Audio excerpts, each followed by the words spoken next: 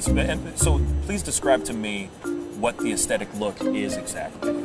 More like this guy here. Yeah. So we'll go ahead and bring Oh wow, you really have to come in here? like this guy here. Is this No, is this really happening? He met the other guy behind you, bro. Like I don't know what you're talking about. I'm right into that bad boy. You can stay right there, behind the camera, behind the camera. No, see now you got me jealous now. That's okay. That's not no, fair. but you're more in the category like Luther Rector Arnold. Okay? My man. Yeah. Arnold Ferrigno. Huh? Okay. Aesthetic.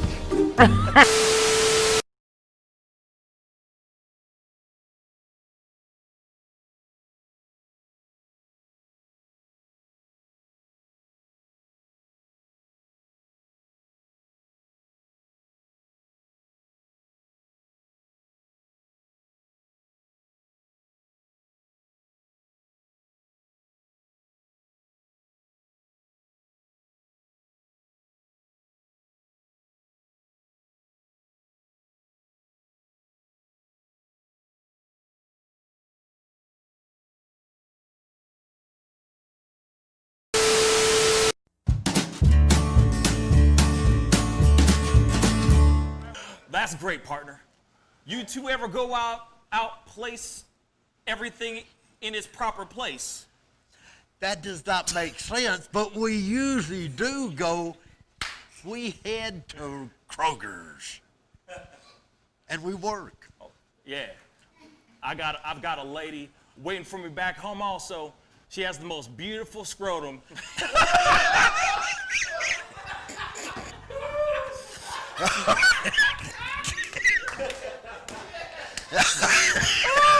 Oh, God. And when she sings, she sounds just like a puppy dog.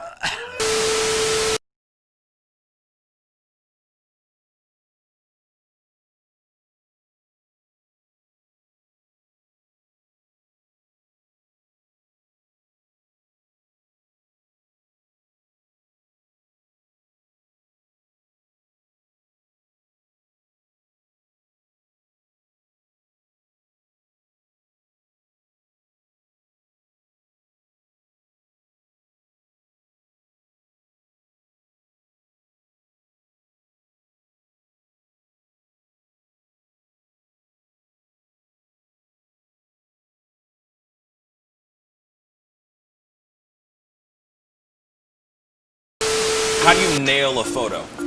Just gotta get in the mode. You gotta talk with your eyes.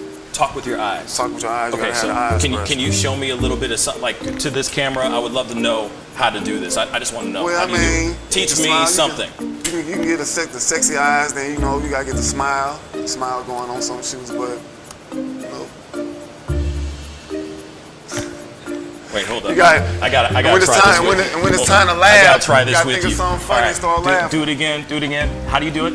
Teach me. Sexy eyes. The sexy eye. This is sexy eyes right here. Smizing? Smile. So you're smizing. Smile. Okay. And then you gotta get the. No, I look like I need to take a poop or something.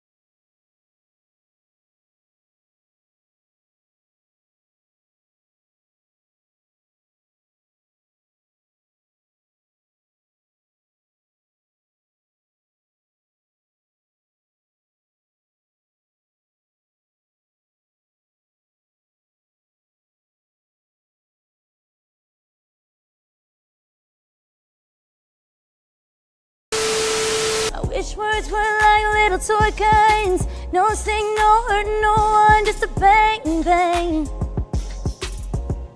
Right?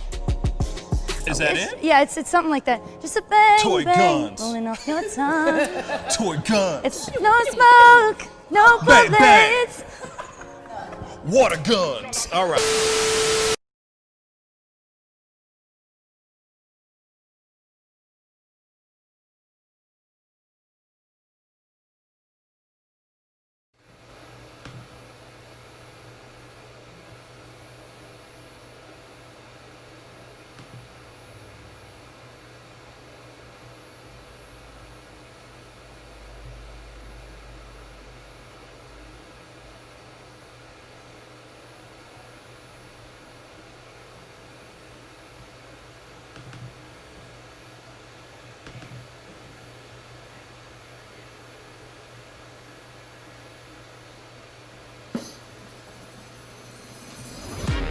Pascal, you are now rocking with that dude Pascal. We be going wild, Haitian in the building, so original. Got the haters catching feelings. Get your hands up to the ceiling and keep them held high. Cause St. Louis isn't ready. Forget about it, goodbye. Hold up, we just saying hi. Find somebody, rise up. Weekdays, catch us live. Somebody, let's go.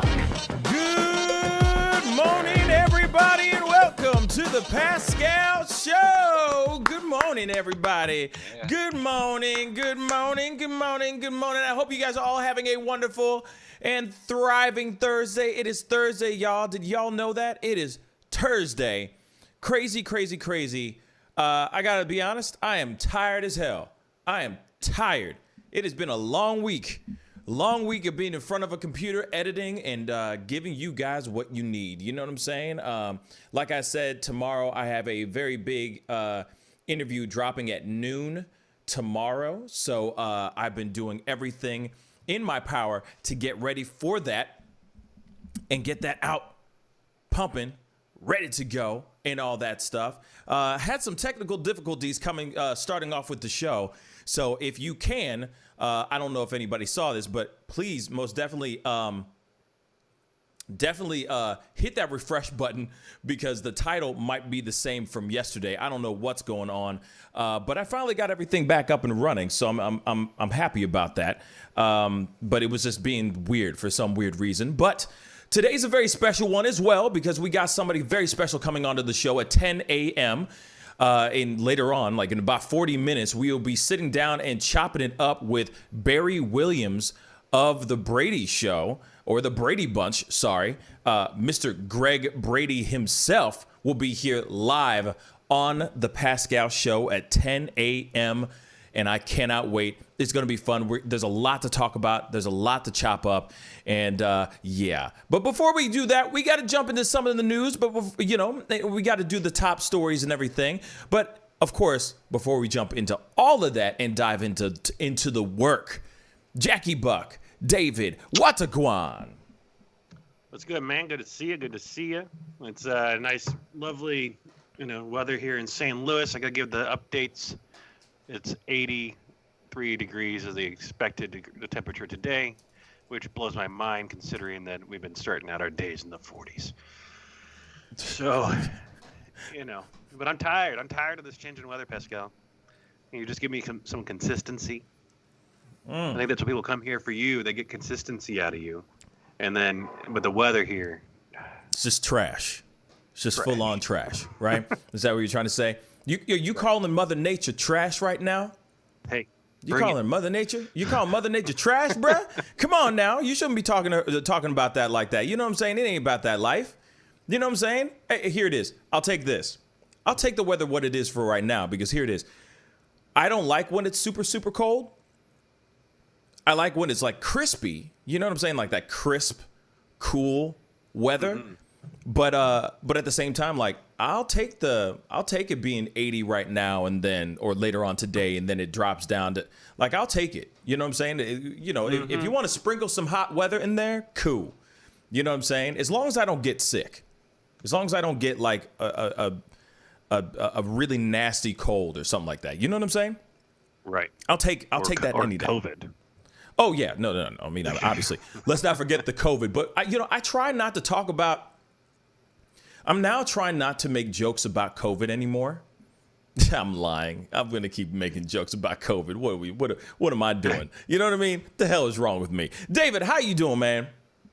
I'm doing pretty good. It's sounds like the weather's better over here because it's staying cold, and I plan to go spend the rest of the day until the evening show in the mountains since it's weather's changing over there. I actually got snow in a few of the areas, so might drive up to see snow and then drive back down here to the 80-degree weather. So we'll see.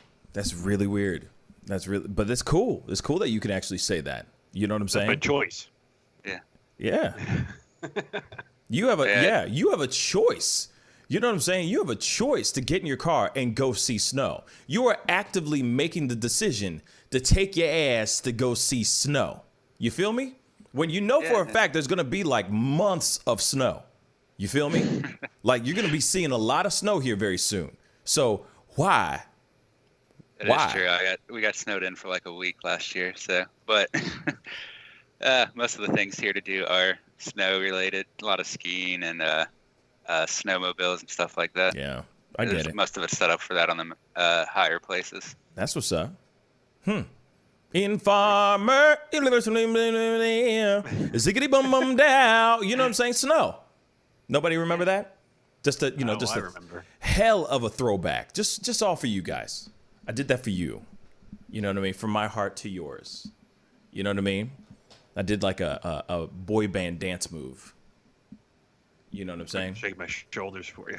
There you go. Please keep shaking those shoulders. Yes. Gotta get a shimmy, get shimmy, it in. shimmy, shimmy. Yes. Thursday shimmy. Yes. Yeah, baby.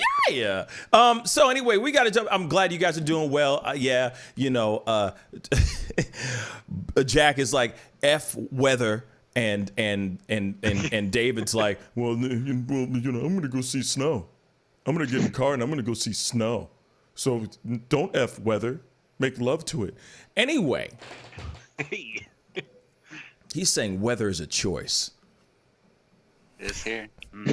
I'm not going there. I don't want to go there. I ain't going there. Anyway, Kanye. That was a little Kanye dig. But anyway, here it is, y'all. We got to jump into some of these conversations, some of these things that are going on.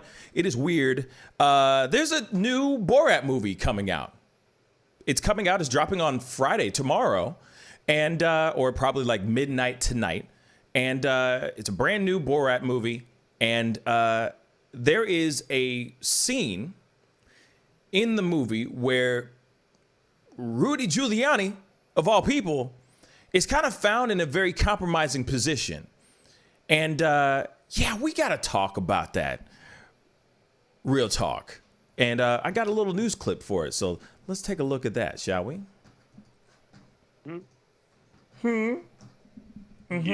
Yes. Trusted advisors has been... Whoops. One of Donald Trump's most trusted advisors has been caught in a very humiliating encounter with a young actress who was pretending to be a TV journalist in a scene in Sacha Baron Cohen's latest mockumentary, a sequel to his Borat film.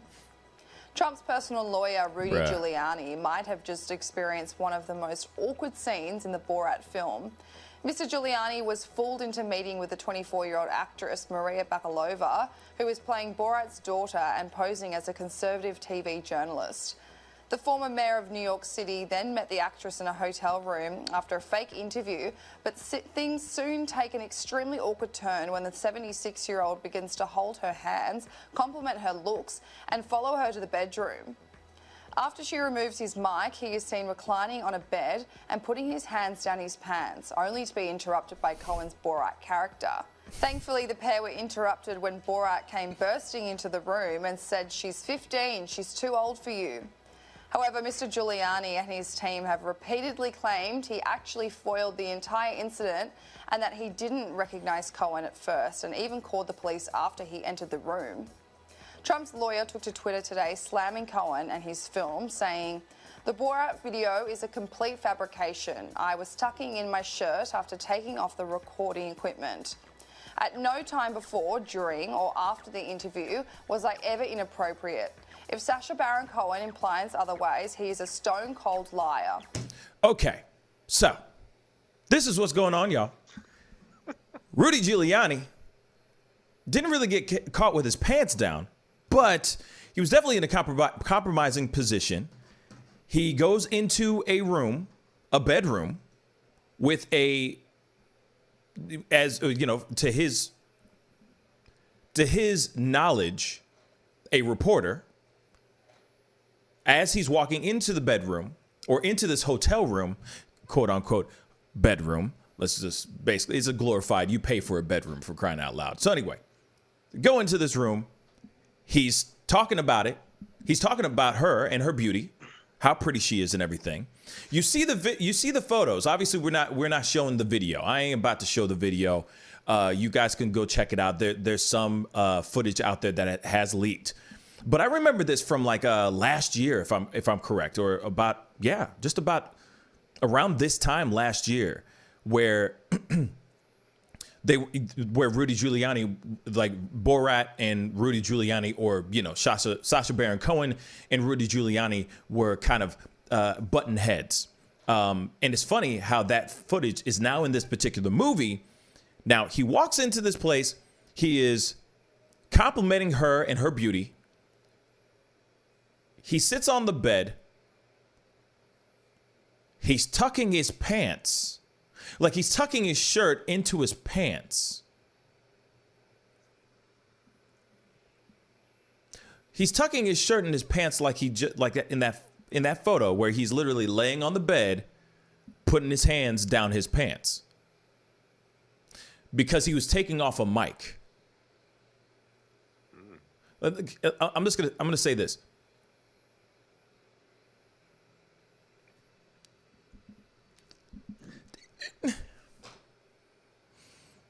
I'm not going to say anything. It's just, no. Here it is. Hold on. This is what I'm going to say, because I'm trying to wrap my mind around it, because it is kind of weird. It's weird. Now I have and sometimes in my life I have tucked my shirt in my pants like that, but that's in the privacy of my own home, not in front of an interviewer, a female interviewer. In a private room by myself. If I'm taking off a microphone, I don't go, hold on. I need to sit back on the bed and this is the only way I can tuck my shirt into my pants, is if I'm laying in a bed, tucking my shirt in my pants. That doesn't make any sense. Usually you're standing up and you're tucking your shirt in your pants. You feel me?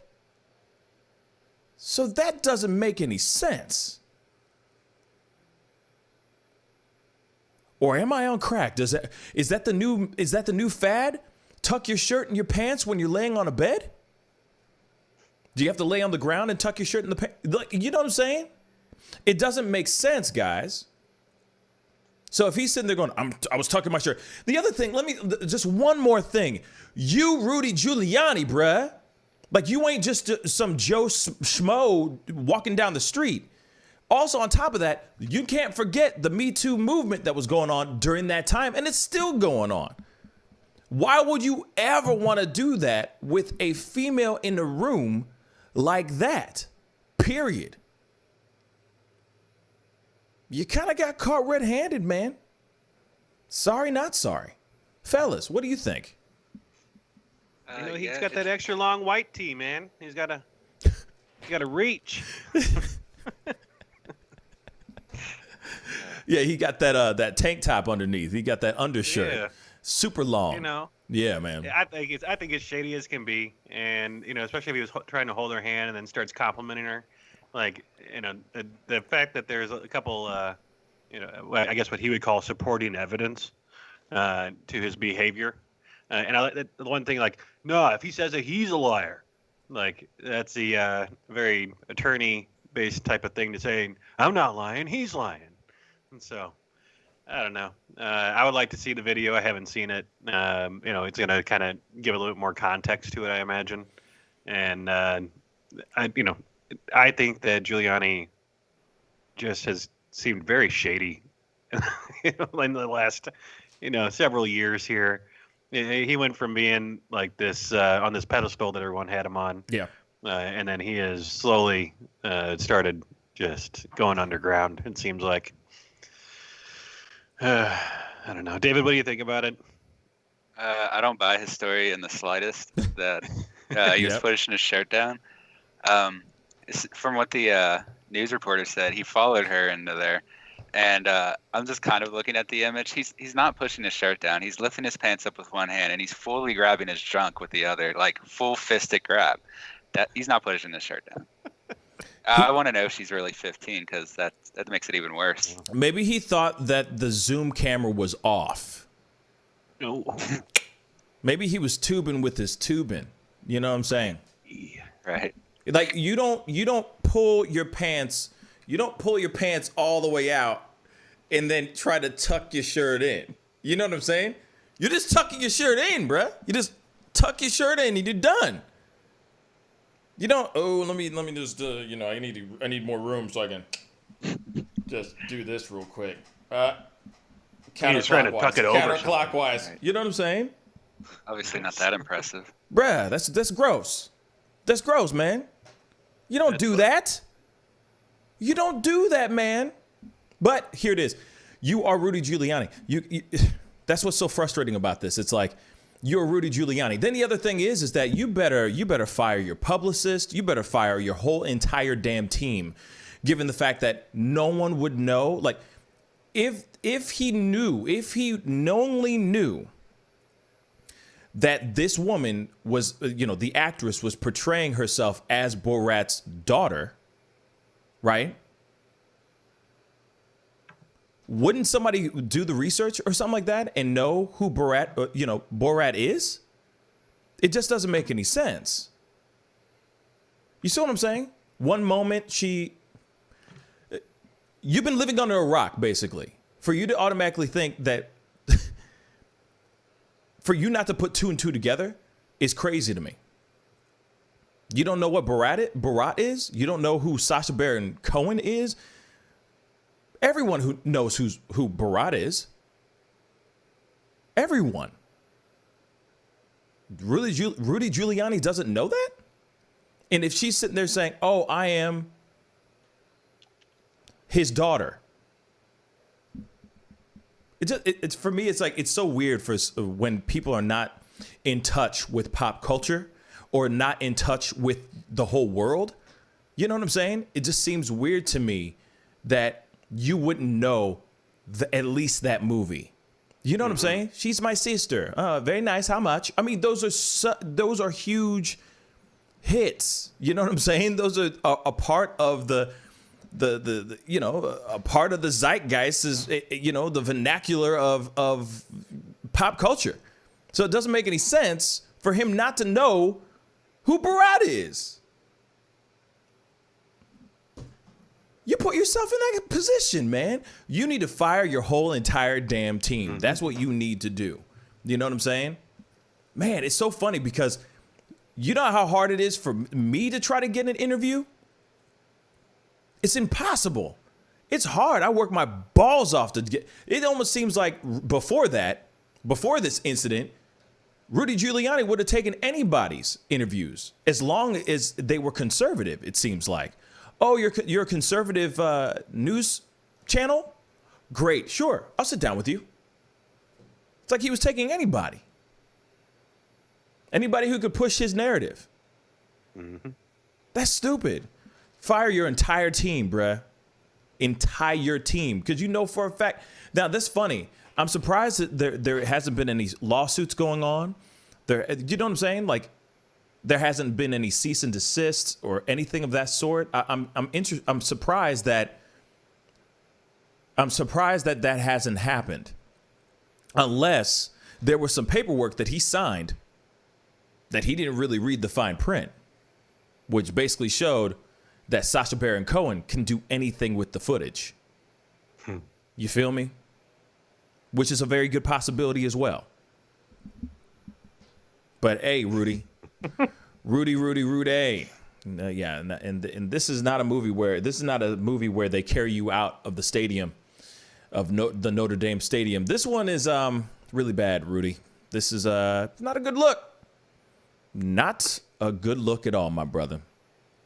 If anyone wants to see it, it's premiering on Amazon Prime tomorrow. The movie itself, which will contain at least part of the incident. Part of the incident. Oh, I mean, here it is, though, guys. Just type it into YouTube. That good old-fashioned YouTube. Just Google it, love. Google it, and it's out there. There's already pieces of it already out, leaked for everyone to see. Obviously, here's the other thing, though, too. Obviously, it got leaked because this is going to be something that people are going to go watch. This is going to entice people to be like, man, now I got to see the whole movie. But from my understanding, it's been getting very mixed reviews, if I'm correct, the movie itself. Of course it does. Like, like every one of his movies ever has gotten mixed reviews. Yeah, true. Bruno, he's a button pusher, man. Bruno was terrible. I'm sorry, I was not a fan of Bruno.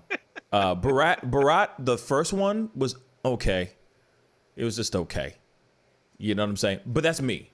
I'm not a gigantic Sacha Baron Cohen fan as far as his movies go. I loved Ali G. I thought Ali G was amazing. His show, shoot, that stuff was hilarious. But then Borat and all that. I mean, there's some parts, but I don't know. Yeah, that's just me. I feel you. I don't really like the Borat movies, but I think most of the negative feedback is coming more from the political aspect other than the subjective comedy of it. Absolutely. It's only because of that. And of course he's going in on things, and then, there's all these other stunts that he did throughout the entire movie, all these pranks and everything. And it just blows my mind how many people do not know who he is. You know what I'm saying? You think that, okay, number one movie in America, Borat. And it was that. Number one comedy in America. And everyone knows his face as Borat, right? Then he goes out and he does all these other stunts. No one's going to notice that he looks a little familiar. You know what I'm saying? It's like those guys who do the Impractical Jokers. How the hell are they supposed to do any jokes to anybody in New York City when they have a very popular show? Everyone knows their face. So how could they pull a prank? How could they be spontaneous and improvisational if everybody knows your bloody face? Right. You see what I'm saying? It's just weird to me. Definitely trying, I imagine, for him. I mean, for Borat, I know he's talked about it before, where he said that he's had to take years off so that he wouldn't be recognized. And I think it's a generational thing. There's a group of 20 to 40-year-olds that are familiar with all this stuff, but you have this new younger generation that hasn't really heard too much about his stuff, I imagine. And then you have Rudy Giuliani's age, where maybe he just forgets. So I don't know. It's they probably offered him some money for the interview too, I imagine. Yeah. And that's a good possibility too. Or they were saying, hey, I'm going to donate a certain amount of money to your foundation or towards your whatever. You know what I'm saying? Whatever thing that you're supporting or getting behind. And that's another way. But I just keep wondering, how do these guys, how does Sacha Baron Cohen get through? You know what I'm saying?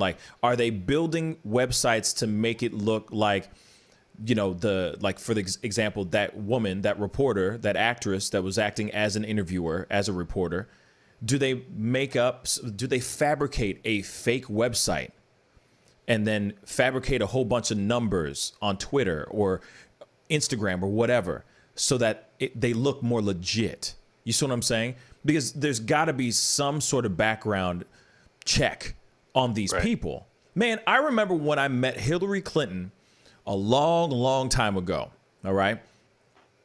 They had a background check on me. They had to background check me and every single person that was backstage throughout the entire thing.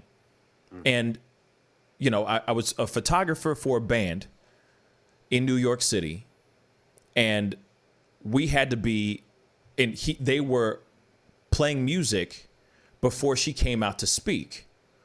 And during this time, before we even walked in, they wanted our driver's license. They had to do a background check. They had all this crazy stuff. And I'm just a photographer for a band, right? why wasn't, like, I don't get how Rudy Giuliani's people aren't doing the same. So like I said, it's on them. It's really on them. They done messed up. That whole entire team should be fired. Or Sacha Baron Cohen should get everybody a damn raise, because whatever they did to get in the room with Rudy Giuliani, man, if they were able to get away with like getting in front of Trump, you know what I'm saying? He has before. I wouldn't be surprised if Sacha Baron Cohen, he's gone in front of Trump before. He's sat him down, and I don't remember if he was Ali G or somebody else, but like he's been in front of Trump. What I mean is that, like, at the height of his career, though, not like, you know, in the very beginning, you know, throwing pranks and all that. I'm talking about like right now. The fact that he would be in the same room as something, you know what I'm saying? Either he's got an amazing makeup artist or his team is freaking phenomenal, yo. He's been doing publicity shows and stuff lately too, so he hasn't been, like, it's just a few, but he hasn't been completely out of the like limelight. I honestly just think Giuliani was honeypotted by the possibly 15-year-old girl. Seems like that's all he cared about, and that's probably why he was there. Yeah. And they used that to get to probably make a joke and ended up getting compromising information on him. It's freaking nuts, man. Freaking nuts. It's cool. I mean, you know, one of the at times personal attorney to the president, you know, doing this stuff. No problem. No big deal. No problem at all. No big deal. If they can do it to him, I mean, a foreign government couldn't do it. Hey, totally normal. You know, alleged. I don't want to go there. But that's some crazy stuff, man. You know, we got to jump into this next story. Part of our top stories, which I found very, very interesting. But Pope Francis has is now come out. Lack of a better term, but he has now come out to say that he supports same-sex civil unions. So, Pope Francis has called for the recognition of civil union laws that would provide legal protection for same-sex couples. As part of this recognition, Pope Francis emphasized that gay and lesbian people are children of God and have a right to a family, and that nobody should be thrown out or be made miserable because of it. So he recently made these remarks in a new documentary called Francesco about his life and ministry. You know, it's interesting because obviously in the past, the Vatican has publicly opposed violence and discrimination against the LGBT people, including criminalization of same-sex activity. It has disappointed advocates seeking greater recognition of other LGBT rights. However, including opposition to state efforts to extend legal gender recognition to transgender people. So, I mean, you know, I think this is very interesting. You know, to me, it's like, it's about time for the times to start changing. You know what I'm saying? For religions to start looking in a new fashion or in a new way, in my personal opinion. You know, I grew up Catholic. Same-sex marriages was not a cool thing at that time, was not okay. There's still a lot of people who are Catholic, that were raised Catholic, that believe same-sex marriages are not okay. But here's the thing. Now, David, I think you have the explanation of a civil union, because that's one thing I want to make sure that's clear. What is a civil union? What constitutes a civil union? A civil union is defined as a legal relationship between two people that provides legal protections to the couple only at the state level. A civil union is not a marriage, though. Civil unions do not provide federal protections, benefits, or responsibilities to couples, and civil unions may not be recognized by all states. Civil unions, similar to domestic partnerships in some ways, were established primarily as an alternative for same-sex couples in states where marriage was unavailable. While it is now legal in most states, the Supreme Court's 2015 Obergefell versus Hodges ruling, many of them began with civil unions. Some states that legalized same-sex marriage prior to Obergefell converted civil unions to marriages. And the main difference between civil unions and marriages is that a marriage is portable between state lines. You get federal benefits such as tax reductions, and obviously the terminology is exclusive and different. Interesting. So go ahead, David. What? The last thing is pretty much they do vary a lot by states. In 1999, Vermont became the first state to enact civil unions. However, each state's definition of a civil union may vary. In Illinois, a civil union is a legal relationship between two people that provides most of the legal obligations, protections, and benefits of the law Illinois grants to married couples. So basically, since the states decide and define civil unions, the states do get to decide what a civil union includes and what protections and rights it includes. So there are no federal protections for civil unions either, and there's no one to step in, and create a sort of universal law of civil unions as it is right now. Gotcha. Now, what's interesting is there is no conversation in that whole thing. Even in his statement, he's not sitting here saying, "Oh, gay marriage should be accepted by the church." He's not saying that. Am I correct? No, you're right. Okay. Not that I'm seeing. Yeah, because he's sitting there he's saying civil unions. He's not talking about, oh yeah, we should be able to allow gay couples to get married in the church. He's specifically calling for legislation to protect people in civil unions. Yeah. He's not even calling for civil unions to be, offered, just that the people that are able to join the civil unions be protected by the law. Yeah, I think a big aim, it's not really aimed at, and I guess partially at the U.S., but I think it's for other countries that have large Catholic, demographics and stuff, and the places where there's absolutely no civil, union allowed, and basically people are shunned, from their families and from, everything else legally too. So, yeah. I don't know. It's pretty. I don't know. It's a good thing. He's putting support out there, but I think it's like a partial. It's partial. It's partial. It's not. It's not full. You know what I'm saying? It's not like he's sitting there going, "Hey guys, come on in." The Catholic Church invites gay marriage in the church. He's not sitting there saying that at all.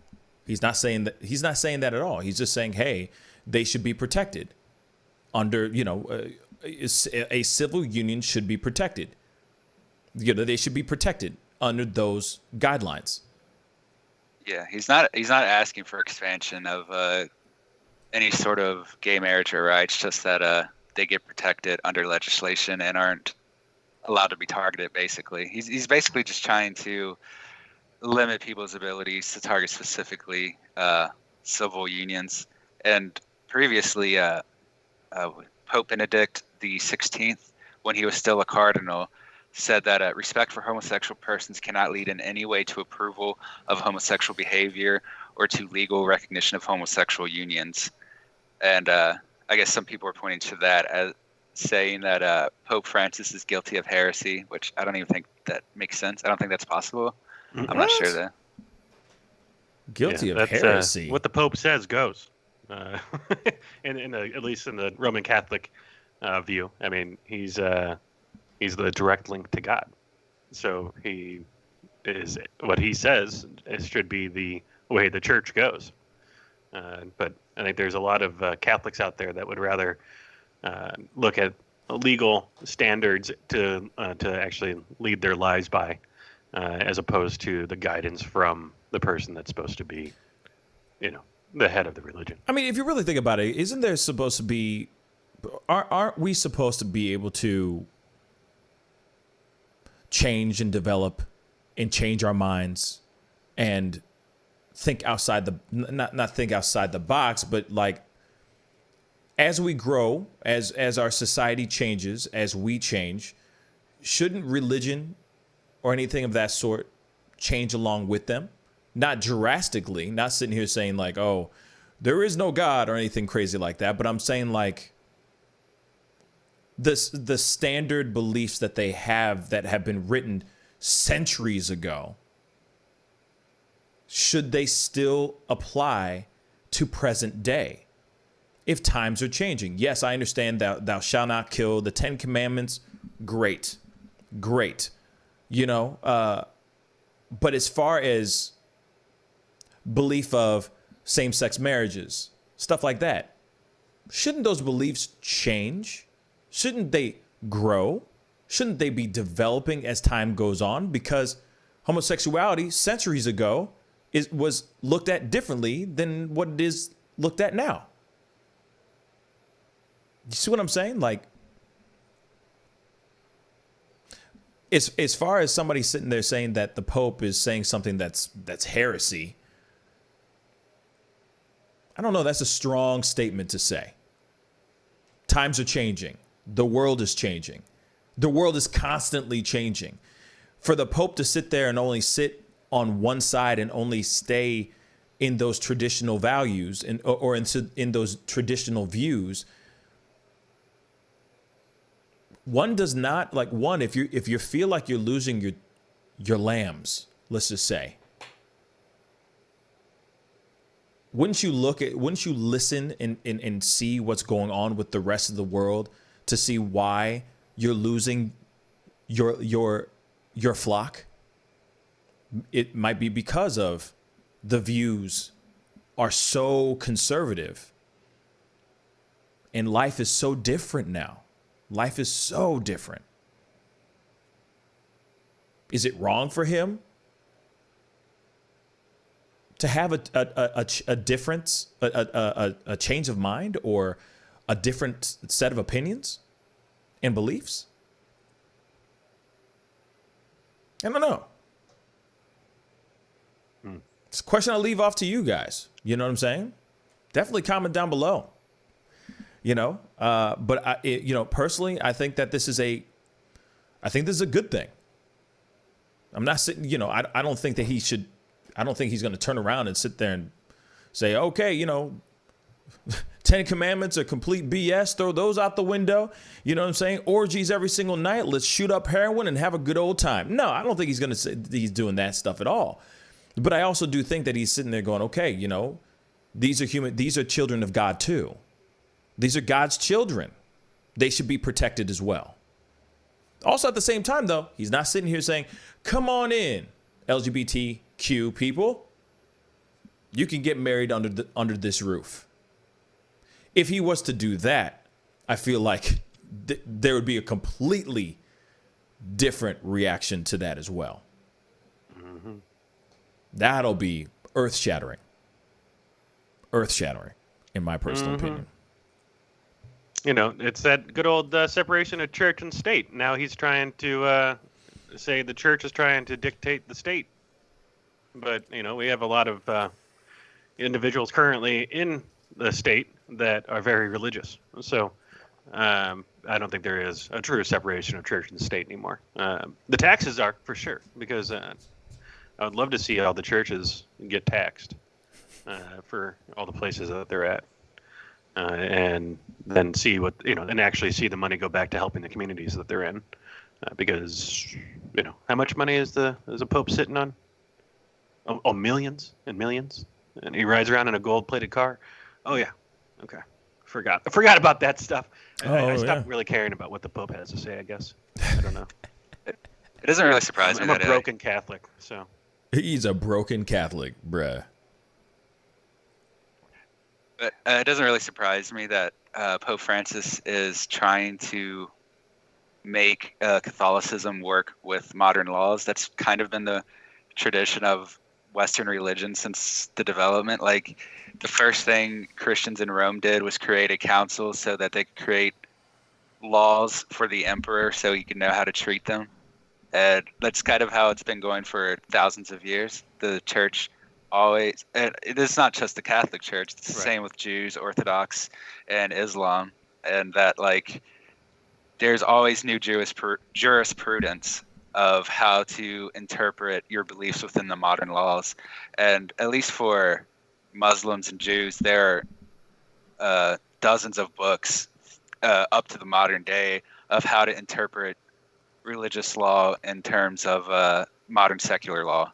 So it's not really a new thing he's doing, and he's not modifying religious law at all. He's just saying how they should interact with secular law, in my opinion. Yeah. Well, that's just I think that he comes out with these types of statements too to distract from.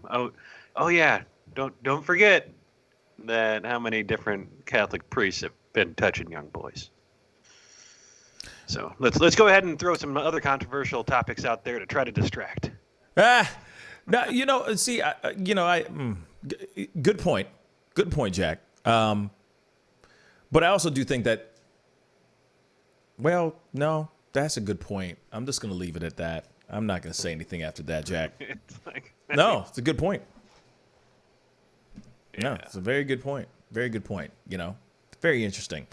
But anyway, nice Catholic altar boy.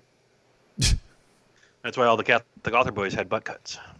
Wow. I'm done. Bruh, I'm done. I am done. See, now the funny thing is that not the funny thing is I was an altar boy. Nothing ever happened to me. Nothing.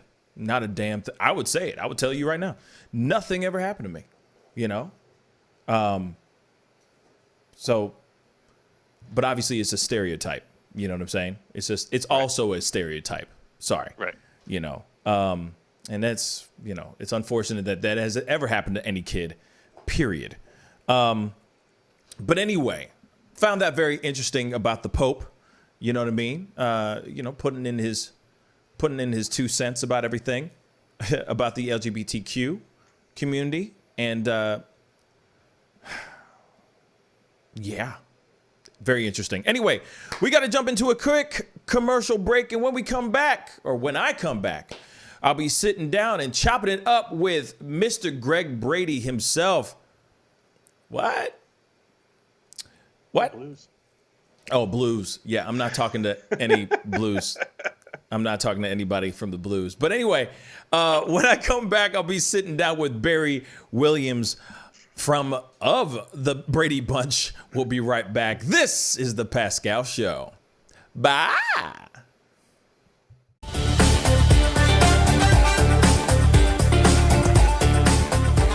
I'm sorry, I can't make this interview boring because this man is too exciting as a host.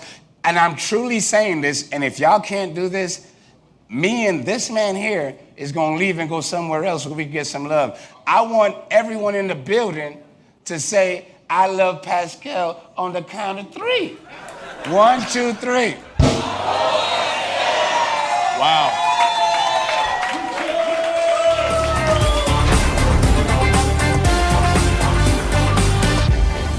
Homeowners and property managers, if you're looking for effective and humane ways to remove wild animals and deal with the damage that they have caused, we have good news for you. Introducing Wildlife Command Center. We are the only wildlife company that checks 70 different areas on a structure to determine the answers to the following questions. For more information, call us now.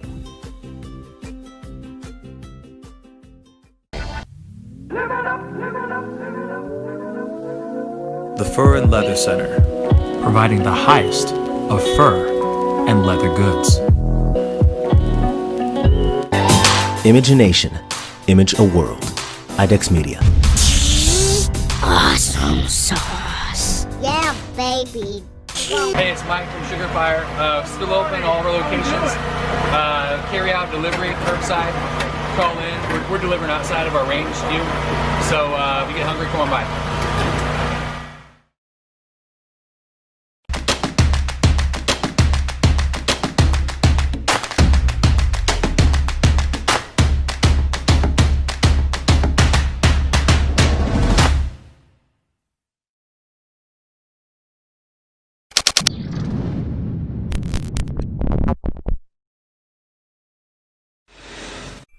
Homeowners and property managers, if you're looking for effective and humane ways to remove wild animals and deal with the damage that they have caused, we have good news for you. Introducing Wildlife Command Center, a professional nuisance wildlife management company specializing in providing animal removal for residential, industrial, and commercial clients. We are the only wildlife company that checks 70 different areas on a structure to determine the answers to the following questions. Exactly which animal are we dealing with? How is the animal getting inside the home? What kind of damage is the animal doing to the structure? Once we get the answers to all of these questions, we develop and write up an action plan to resolve the animal issue completely and provide a quote to implement that action plan.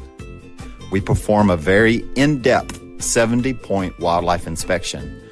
From visually inspecting the highest point, the chimney, to physically crawling inside the attic space and looking for animals, chewed wires, fecal matter, chewed structural wood. We inspect everything.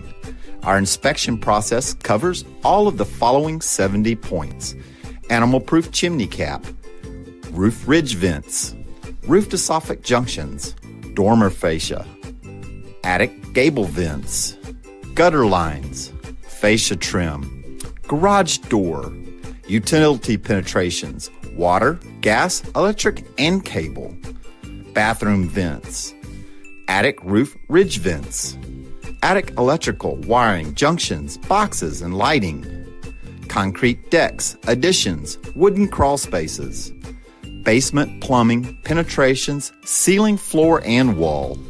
Wildlife Command Center's mission is to deliver the finest quality wildlife removal and pest control service that is safe for the environment. For more information, call us now.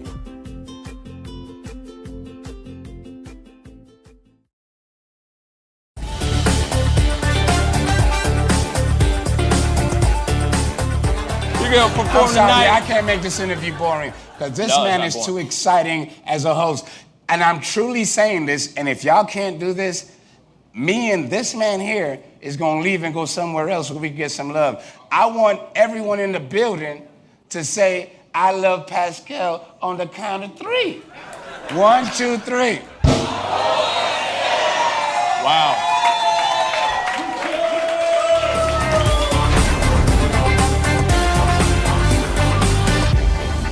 Homeowners and property managers, if you're looking for effective and humane ways to remove wild animals and deal with the damage that they have caused, we have good news for you. Introducing Wildlife Command Center. We are the only wildlife company that checks 70 different areas on a structure to determine the answers to the following questions.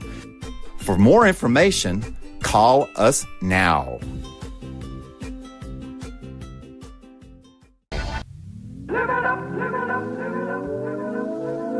The Fur and Leather Center, providing the highest of fur and leather goods. Imagination, Image a World. IDEX Media. Awesome sauce. Yeah, baby. Hey, it's Mike from Sugar Fire. Still open all of our locations. Carry out, delivery, curbside. Call in. We're delivering outside of our range SKU. So if you get hungry, come on by.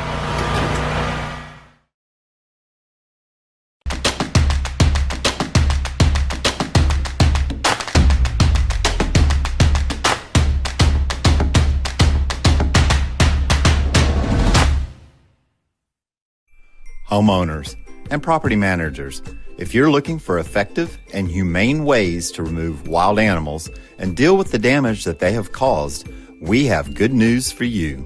Introducing Wildlife Command Center, a professional nuisance wildlife management company specializing in providing animal removal for residential, industrial, and commercial clients. We are the only wildlife company that checks 70 different areas on a structure to determine the answers to the following questions. Exactly which animal are we dealing with? How is the animal getting inside the home? What kind of damage is the animal doing to the structure? Once we get the answers to all of these questions, we develop and write up an action plan to resolve the animal issue completely and provide a quote to implement that action plan. we perform a very in-depth 70-point wildlife inspection.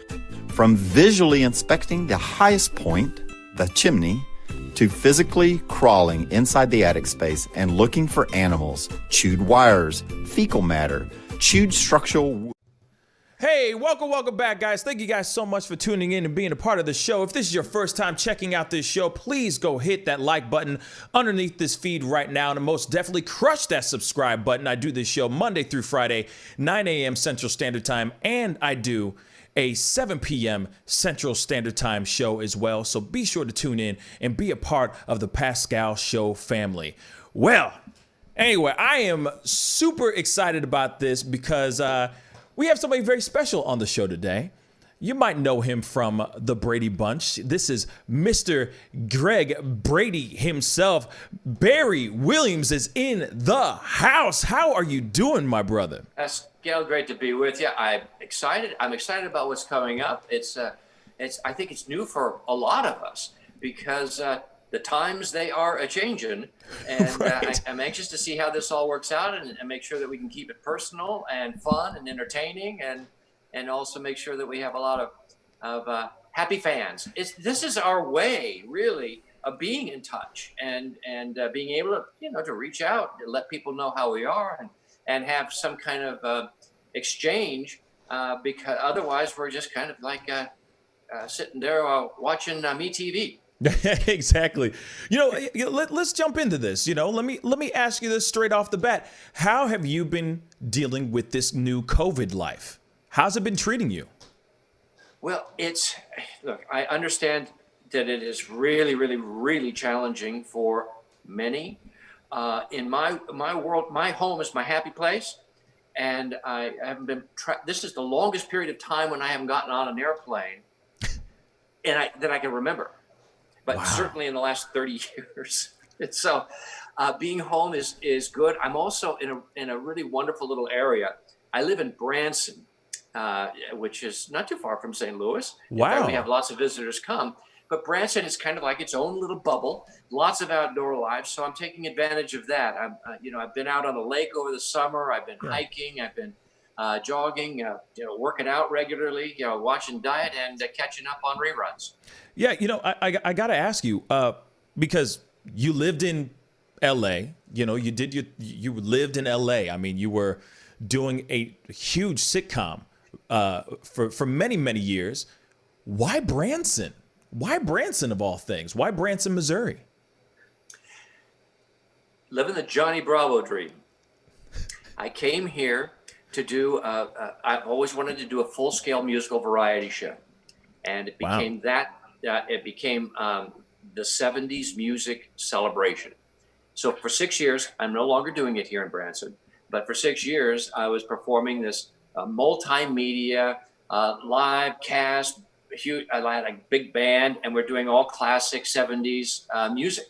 And with costumes and interactivity and some home movies from the Bradys. We'd drop in Sunshine Day there for a bit, and I'd get everybody dancing at their seats. And so Branson became a great venue to do that, because when you have a large-scale, full-production show like that, it's difficult to move around the country. And so I found a place where I enjoy living and could work. There's a great spirit here and a great quality of life, and I really enjoy it. Yeah, no, I mean, seriously, Missouri is a great state, go St. Louis all day. It totally makes sense for you to take your show to Branson and all that. And that's great. I love that. We need more talent coming into Missouri and staying in Missouri and actually, making some really great stuff out here. So let's go back into a little bit of the Brady Bunch era. I got to ask you, what was it like? What was the audition process like? Well, there were about 1,500 people that were interviewed over the course of a few months. 3 callbacks, 2 in person, 1 on camera. And there was kind of an elimination. There were many factors going into the casting, familiarity and lining up and hair color, for instance, and because they didn't know if the girls are going to be brunettes and the guys are going to be blondes or vice versa, that kind of deal. Yeah. I'd done a lot of work at Paramount Studios where we filmed in years prior, the Mod Squad and Gomer Pyle and That Girl. I was, I guess, started on Mission Impossible. So the studio knew me, the networks knew me, and so and then basically you fit the suit. You get right age for the matchup for what they were looking for, and I was just turning 14 years old. And so through this process of elimination, that they came up with the cast that we had. Wow, it's funny because you always hear crazy stories about people not getting along, or people where you like the energy, like bringing families together, TV families together. And you guys actually all really did get along fairly well as a unit, correct? Yes, and still do. As evidenced by Saturday. I'll have two of my Brady mates with me when we're doing, our Q&As and answering questions and talking about what's happening now and in the day and how things have changed. Yeah. We went through a very unique kind of experience together that we shared. So we leaned on each other a lot and supported each other. It's not a normal childhood teenage experience. It's unique to itself, and not many people in the club. So we did need to rely on one another. And interestingly, we kind of assumed the roles of our characters. I mean, I felt as a big brother that I was kind of responsible for Cindy and Bobby, making sure they were okay, didn't get lost. Like they did in the Grand Canyon. We're all worried about that. And so out of that, it evolved into lifelong friendships. That's amazing. And I love that because, yes, you guys still connect with each other. You guys still see each other a lot. You guys are still in correspondence with each other, which I think is really, really great because it's still, no matter what, even though you guys are a family on camera, you guys are still a family off camera, which is really amazing too. And some of the fun things that we'll be able to talk about on Saturday, because the Brady Bunch wasn't just a 5-year series. We did a cartoon show with the Brady Kids, and we did the Brady Variety Show, and we had a very Brady Christmas, and the Brady Brides, and the Brady Girls Get Married was another special. We had a series when we were growing up in the 80s called Brady's. There've been books and movies and plays, now a musical. My book, Growing Up Brady, was produced into a television movie for NBC. So there's been a lot of Bradiness, including last year when we did the HG home renovation, a very Brady renovation, which, by the way, was nominated for an Emmy Award this year. Wow, congratulations. So there are all these touchstones and kind of a consistency. So I don't feel like it's like in television terms, a direct cut from 2020 to 1970. It's been more this arc of there's always been a little bit of Bradiness. Yeah, no, and I love that. It's because you guys captured something so genuine, so real. It was such a good show. It was a sweet show. I think it was an idealistic kind of show. I know a lot of people from dysfunctional families will talk to me about, how nice it was to have kind of an example of what our show represented, which was, a functioning family where the parents really, really loved the kids and trusted the kids and communicated with the kids. But the thing that I have come to understand that people that have enjoyed the show enjoyed it sometimes in a period in their lives where it made them feel good. There was hope in our show. There were good values in our show. You could rely on a good ending, no matter what the problem was when we started out. Yeah. And it was treated in a light but in a sincere way. And I think when people have been touched like that, our show taps that kind of energy. And I think today, for instance, in terms of relevance, who doesn't want a little hope? Who doesn't want a little bit more of that get along, a little more of that Brady all for one, one for all? Yeah. And so that's kind of what I think that brand represents, and what I'm fortunate enough to have been and be part of. Yeah, I love it. And you know what? Something I also noticed is that the Brady Bunch, the beginning of the actual theme, the theme song or the intro, is the first Zoom call ever. Think about it. It's the first Zoom call.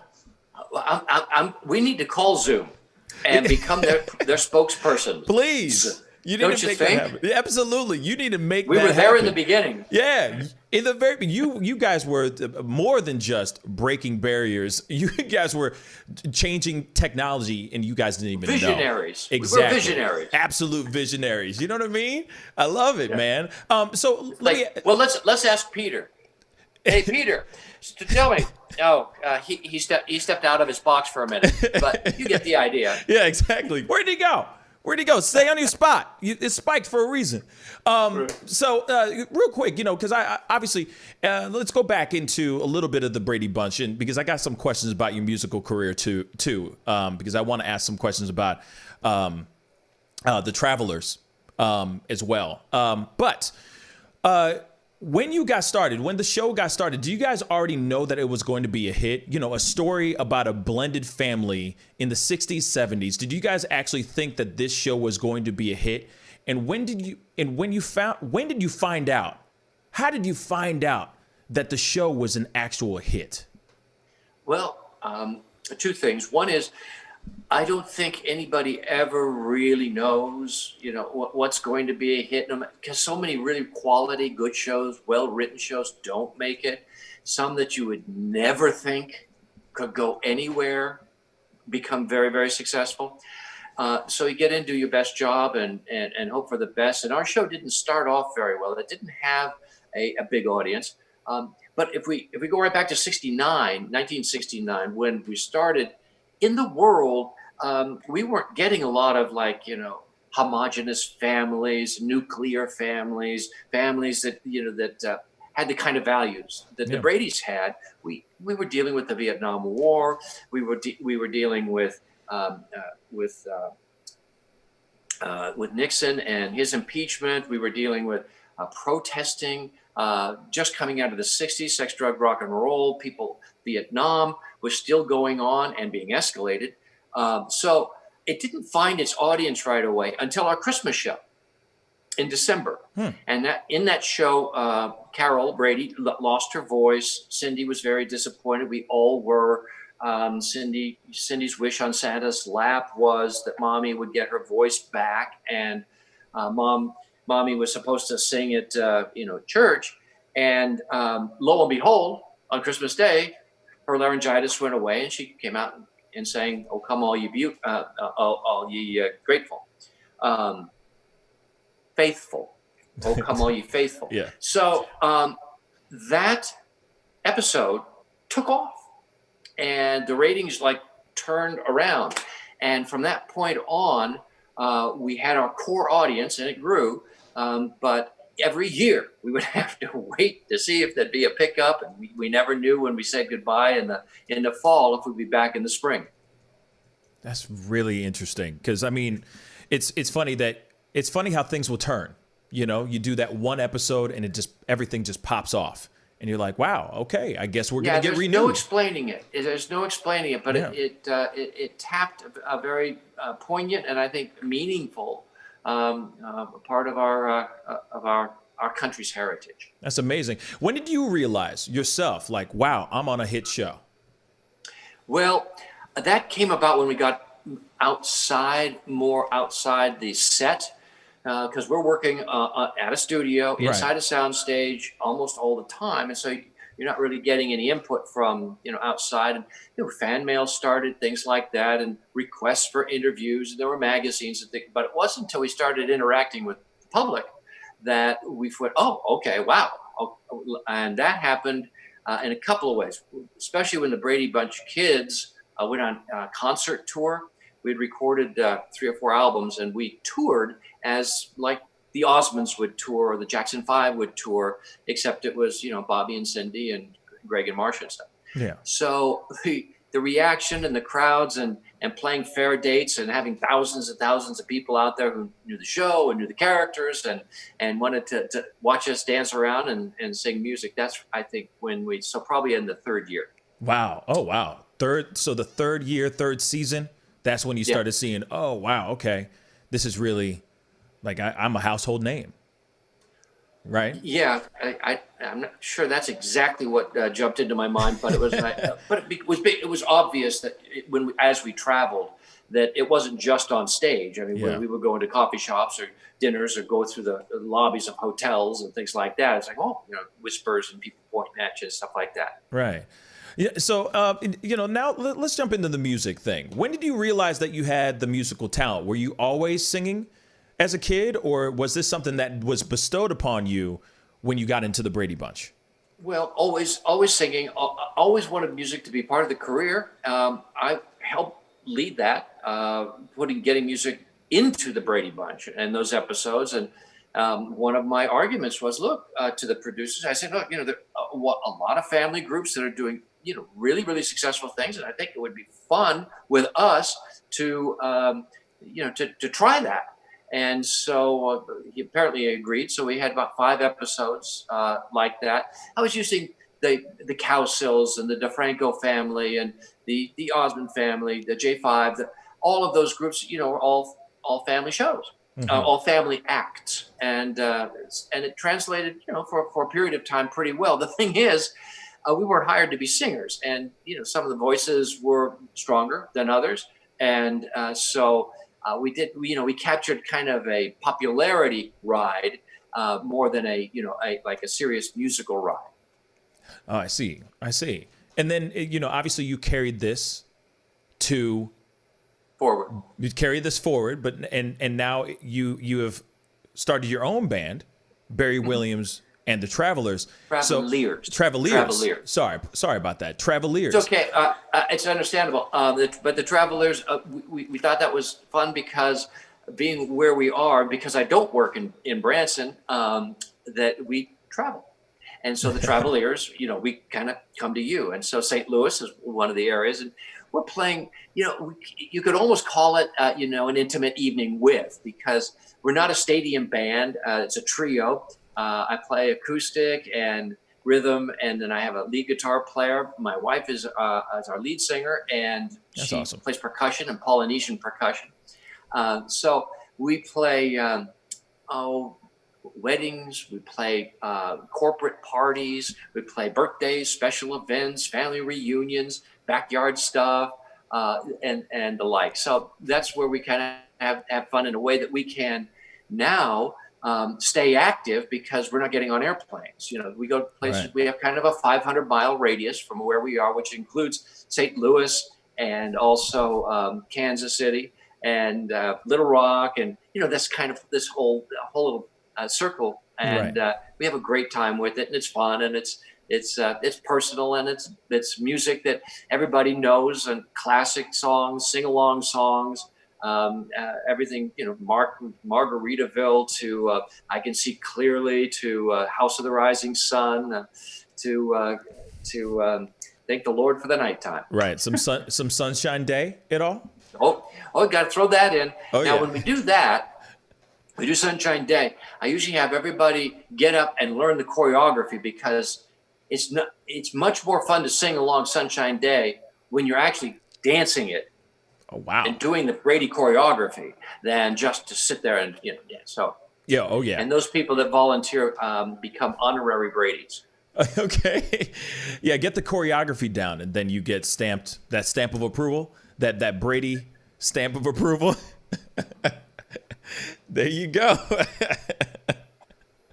He still got it, guys. He still got it. So I know that you have something coming up very soon. We were just talking about virtual talking or virtual chats and everything like we're doing right now. You're doing this with Wizard World. Wizard World is doing a virtual experience this Saturday at 3 p.m. Central Standard Time. And this is going to be streaming all over. It's going to be on Facebook, Twitch, YouTube Live. on their platforms. And so tell me a little bit about this event called A Very Brady Event. I'll do my best. I must tell you, this is the first Wizard World event I have done like this. So I'll be learning along with everybody else. But this is a company that really understands the fan and superhero, celebrity, familiar with you experience. And so it'll be interactive. We'll have a chance to do Q&A. We will be offering, of course, merchandise so that, for signatures and, unusual things. And if our fans have things that they want to send to us, how we can make that kind of thing work out.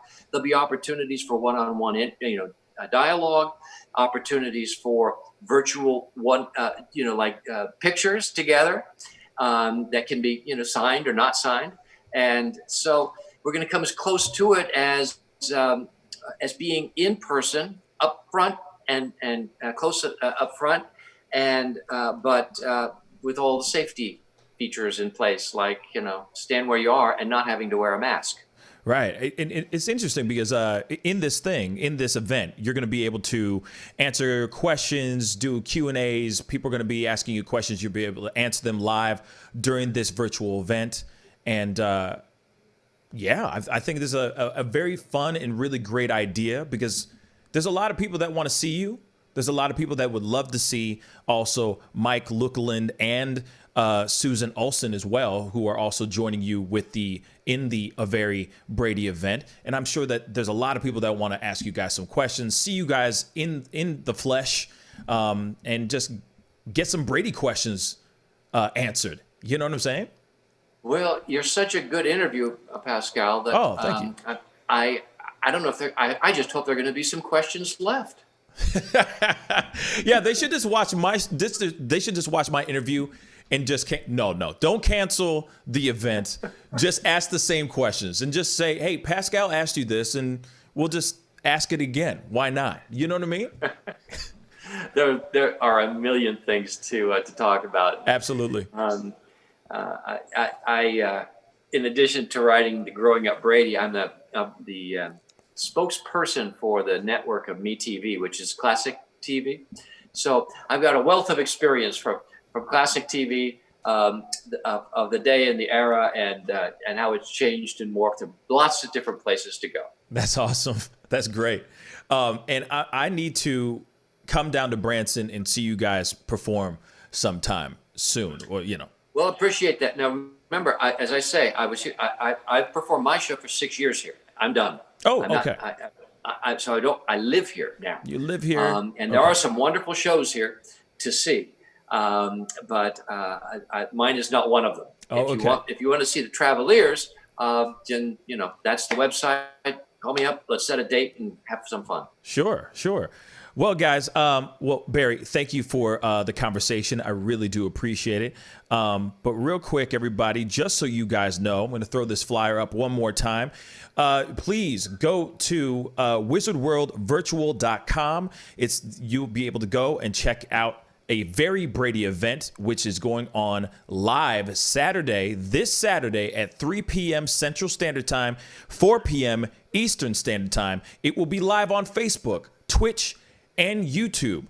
If you have any questions or want to get any more information, please go to www.wizardworldvirtual.com. They'll have all the answers for you on that website.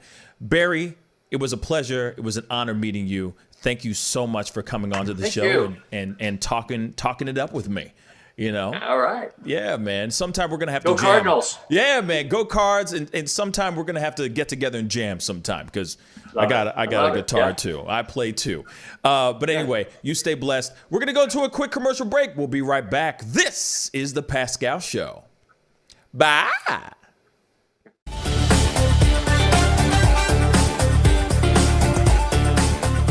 You're gonna perform tonight. I can't make this interview boring because this man is too exciting as a host. And I'm truly saying this, and if y'all can't do this, me and this man here is gonna leave and go somewhere else where we can get some love. I want everyone in the building to say, I love Pascal on the count of 3. 1, 2, 3. Wow.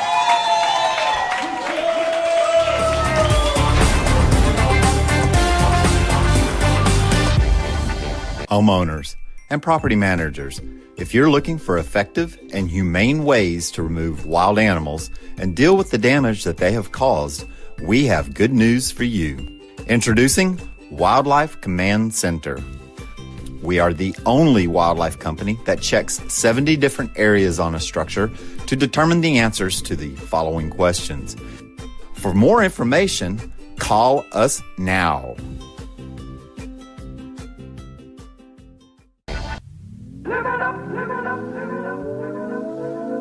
The Fur and Leather Center, providing the highest of fur and leather goods. Imagination, Image a World. IDEX Media. Awesome sauce. Yeah, baby. Hey, it's Mike from Sugar Fire. Still open all of our locations. Carry out, delivery, curbside. Call in. We're delivering outside of our range to you. So if you get hungry, come on by.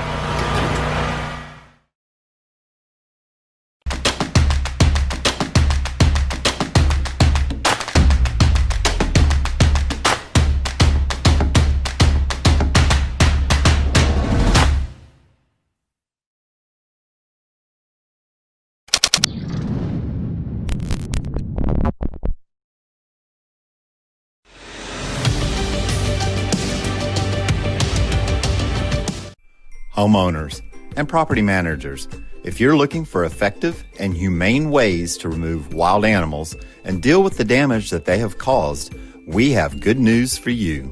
Introducing Wildlife Command Center, a professional nuisance wildlife management company specializing in providing animal removal for residential, industrial, and commercial clients. We are the only wildlife company that checks 70 different areas on a structure to determine the answers to the following questions. Exactly which animal are we dealing with? How is the animal getting inside the home? What kind of damage is the animal doing to the structure? Once we get the answers to all of these questions, we develop and write up an action plan to resolve the animal issue completely and provide a quote to implement that action plan. We perform a very in-depth 70-point wildlife inspection. From visually inspecting the highest point, the chimney, to physically crawling inside the attic space and looking for animals, chewed wires, fecal matter, chewed structural wood, we inspect everything. Our inspection process covers all of the following 70 points: animal-proof chimney cap, roof ridge vents, roof to soffit junctions, dormer fascia, attic gable vents, gutter lines, fascia trim, garage door, utility penetrations, water, gas, electric, and cable, bathroom vents, attic roof ridge vents, attic electrical, wiring, junctions, boxes, and lighting, concrete decks, additions, wooden crawl spaces, basement plumbing, penetrations, ceiling, floor, and wall. Wildlife Command Center's mission is to deliver the finest quality wildlife removal and pest control service that is safe for the environment. For more information, call us now.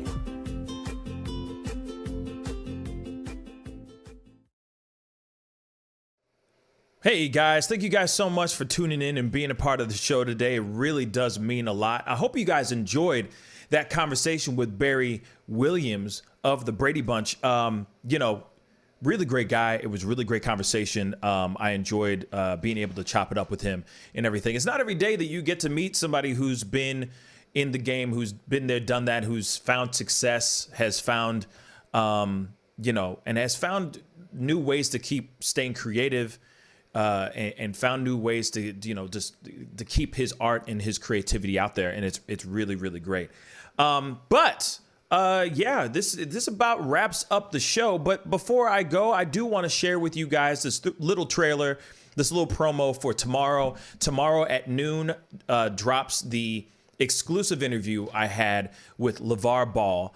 And, I'm putting a lot of work into it. I've put a lot of time and effort into this thing, and I'm very excited about it, long story short. And so I know that it's up already on YouTube. I put it up. I posted the promo last night, but, I know some of y'all haven't seen it yet, so I figured, why not? Let me just throw it in here and share with y'all. So here's the promo. Here's a little teaser to what's coming up tomorrow at 12 p.m. Central Standard Time.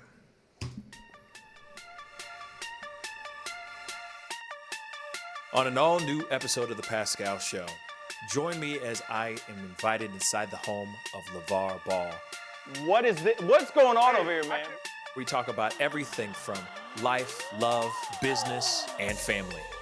And we also have a little bit of fun, too. So come, check it out. The exclusive interview with LeVar Ball. You can be a big baller in whatever you do. Friday, 12 p.m. Central Standard Time, only on The Pascal Show. Pascal. So, anyway, hopefully you guys enjoyed that. I'm very excited about it. I will be doing a show tomorrow morning still, no matter what. And then literally an hour after that, after the show is done, that episode will be up live for everyone to consume and check out. And I'm really excited about it. It's really special, and I've been putting in countless hours, sleepless nights, of putting this episode together, and I want it to be everything you guys. I want it to be something that I'm doing it for you guys. Long story short, I'm doing it for you guys. I hope you guys are able to sit back and enjoy the episode tomorrow. But real quick, I will be on tonight because we gotta watch. We have most definitely got to watch the debates that are going on between Trump and Biden, the final debates that are going on between Trump and Biden. So I will be on tonight at 7 p.m. if I'm correct. I think the debates start at 7 p.m. Central Standard Time. Hold on.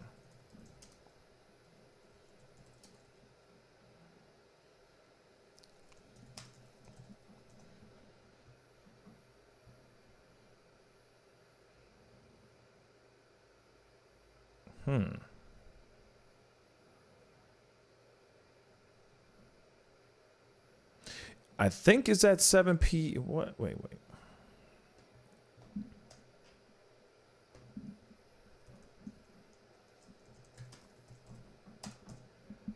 Let's try this again.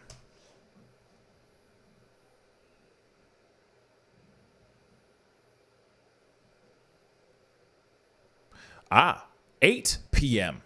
So it'll be at 8 p.m., 9 p.m.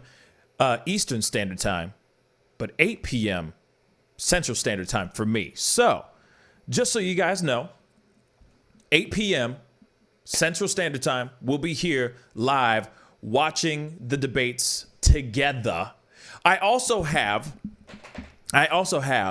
Ken Bone, and if you don't remember who Ken Bone is, let me throw up a quick photo of him really quick. Ken Bone will be on after the debates talking about everything. Here is, let's just do this. Bang. I mean, there's so many different photos of him, but here you go. You know what I'm saying? This is Ken Bone. Bang. Ken Bazone. So Ken will be on later on after the debates tonight, right after the debates. Apparently the debates are only for about an hour and a half. So about 9:30, he'll be on with me to chop it up, give his personal 2 cents about everything, what he thinks on the debates, how they did, how they didn't do, if they did well, if they didn't do well. Tanu Vane, aka David, will be on as well via voice, pretty much. Talking about doing all the fact checking, just throwing in facts if those things are real, if those things are not. Yeah, it's going to be fun. You know what I'm saying? Tonight will be a fun watch party because we have got to watch this one. It's the final one, the final countdown. You know what I'm saying? It's the final one, so we got to watch it. You know what I'm saying? Final bout between these two, and we're going to see who comes out victorious, y'all. But here it is. I think this. No matter what, it still doesn't change anything. It all comes down to how they do on election day. So, tonight, 8 p.m. Central Standard Time, 9 p.m. Eastern Standard Time. Be sure to tune in with me. We are watching the live. We are watching the debate together. The debates together. I'm going to try to come on a little bit earlier so that maybe me and David, aka Tanu Vane, can get on and maybe chop it up just a tiny bit before the debates start popping off. Once the debates start going, we're going to sit back, pop some popcorn, and just check out the ridiculousness that we're about to see for our own selves. We're going to consume it with our own two eye holes. And what's funny is that there is a new rule. They will be shutting off microphones between the debates. So if Biden gets asked a question and he's answering that question, Trump's microphone will be shut off, and vice versa. All right. So it's going to be a very interesting and new approach, and we're going to see how Trump handles it. Because here's the thing: Biden fine with it. He don't give a damn.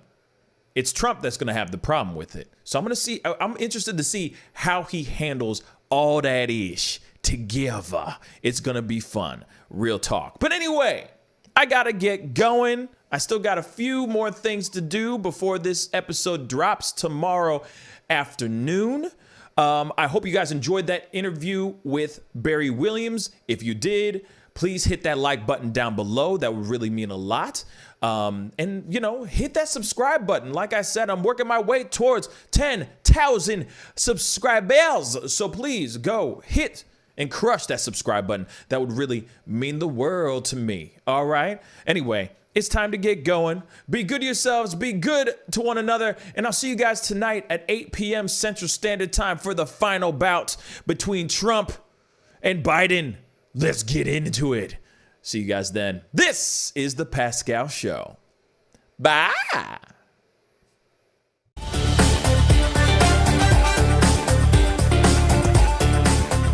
You're going to perform tonight. I can't make this interview boring because this man is too exciting as a host. And I'm truly saying this, and if y'all can't do this, me and this man here is going to leave and go somewhere else where we can get some love. I want everyone in the building to say, I love Pascal on the count of 3. 1, 2, 3. Wow.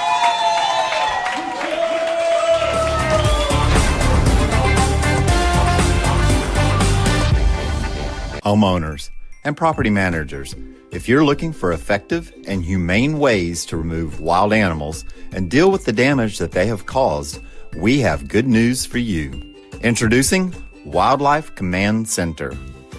We are the only wildlife company that checks 70 different areas on a structure to determine the answers to the following questions. For more information, call us now.